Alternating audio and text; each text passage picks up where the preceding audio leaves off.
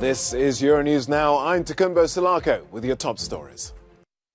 What to do about Russia's attacks on Ukraine. Alliance members meet in Madrid to discuss what NATO is calling the most serious security crisis it's faced since the Second World War. After one of France's longest ever trials, a verdict is expected to be delivered today on the suspects accused of carrying out the November 2015 attacks in Paris.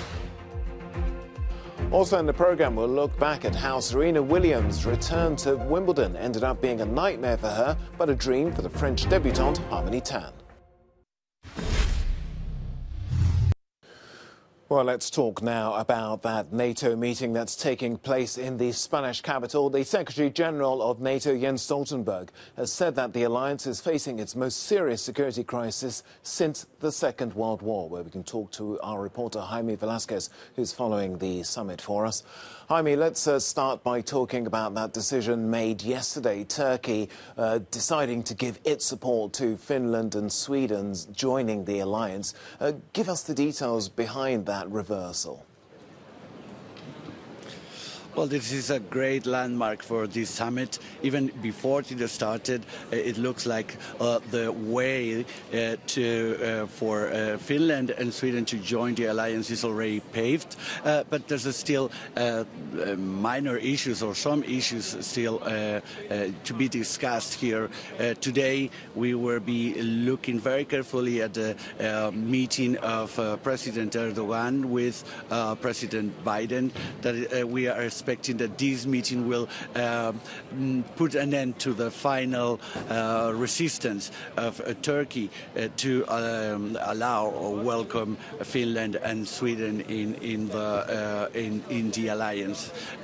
Later in the day, there will be a meeting, a second session of the North Atlantic Council, where Sweden and Finland are invited, and they hope that by the end of the day and after the meeting of President Biden and Erdogan, it will be possible to welcome those countries as candidates to join the alliance. President Biden and the President of Turkey will discuss different bilateral agreements, especially regarding, for example, the aircrafts that Biden and the U.S. will facilitate finally to Turkey. This is one of the main concerns of Turkey at the moment.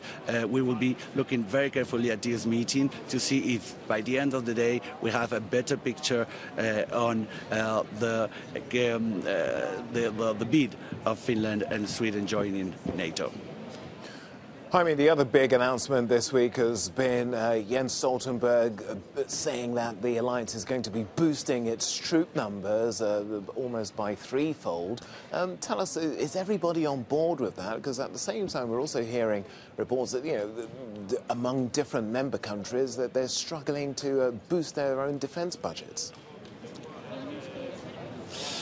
It is complicated, Takumbo, because of obviously is a big effort for members of the alliance. For example, Spain yesterday committed with Biden to increase the budget to 2% of the GDP, and actually in this moment it's going to be complicated, for example, for Prime Minister Pedro Sanchez to take this new budget, military budget, to Parliament and find enough support in Parliament to get this done. And this is probably happening to other countries, even though most of them are aware that new efforts on defense and military budgets are needed to face the challenges that NATO are now facing, especially Russia. Five judges overseeing the trial into the November 2015 Paris attacks are due to deliver their verdicts today.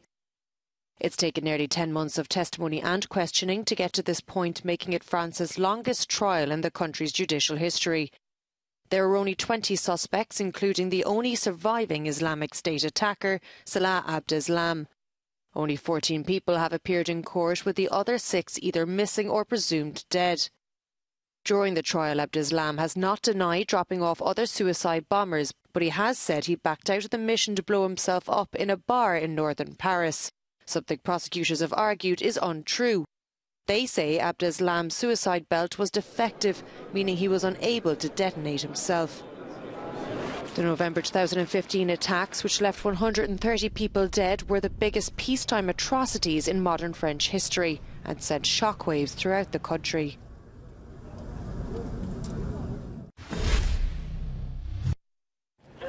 Nearly 7 years after the 13th of November 2015 attacks in Paris, the fight against terrorism continues in France, a country where jihadist attacks have killed more than 260 people and injured nearly 1,200 since 2014. Elsewhere in Europe, the number of attacks fell sharply last year, but France remains under a heightened security level. 7,000 soldiers are still deployed to protect sensitive points across the country.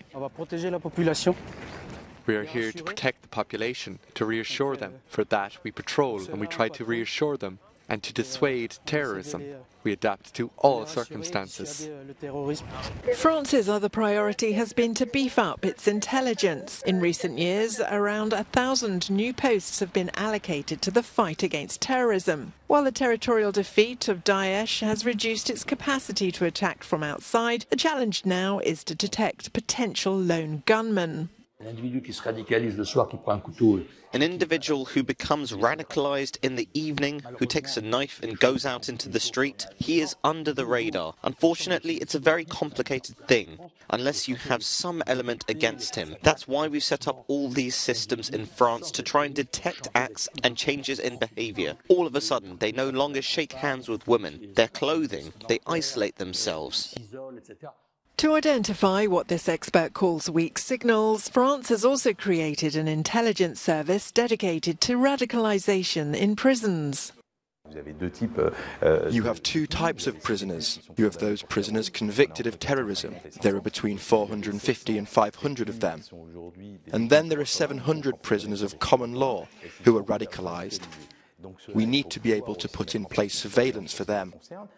That's where the intelligence services take over. But we need to focus our work on prevention. French authorities claim to have foiled around 60 attacks since 2015. This is also the result of several security laws and 2 years of emergency rule between 2015 and 2017. These measures have been criticised for restricting freedom. Former socialite Ghislaine Maxwell has been sentenced to 20 years in prison by a New York court. Judge Alison J. Nathan said Maxwell was being punished for her heinous and predatory crimes. The prosecution portrayed the British woman as a sophisticated predator who lured and seduced girls for the late and disgraced tycoon Jeffrey Epstein. While the jail time was shorter than the maximum 55-year term sought by prosecutors, some of Epstein's accusers described the sentence as a victory. Taken to the podium, the 60-year-old did not express remorse for her crimes, but said she hoped her punishment would bring survivors peace. Her defence attorney has promised to appeal. Wheeled into a German court, a 101-year-old former Nazi concentration camp guard was sentenced to jail on Tuesday. As he hid his face from the cameras, the man, identified by local media as Josef S., was given a 5-year sentence after being convicted of over 3,500 counts of accessory to murder. The centenarian is the oldest person so far to go on trial for war crimes during the Holocaust. Josef S. had denied working as an SS guard, but the court ruled he'd worked at the Sachsenhausen camp between 1942 and 1945. Sachsenhausen was established in 1936 just north of Berlin. It held 200,000 people, and it's estimated between 40,000 and 100,000 were killed there. For the lives lost, perhaps some justice today. But it's been a long wait for families of victims and survivors. Time for us to take a brief break on the programme, but if you want more on our top stories, you can visit our website, euronews.com.